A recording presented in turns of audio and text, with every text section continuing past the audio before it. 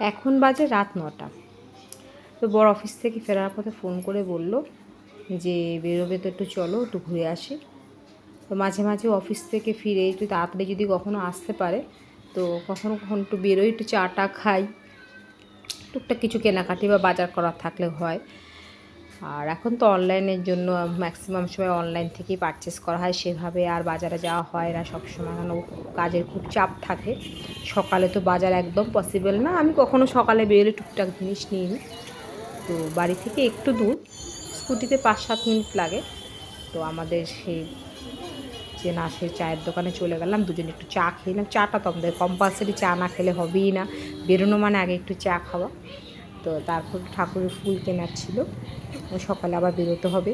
আর রাত্রে ফুলের দোকানে ফুলটা বেশ ভালোই পেলাম, তো ওখান থেকে একটু ফুল টুল নিয়ে নিলাম।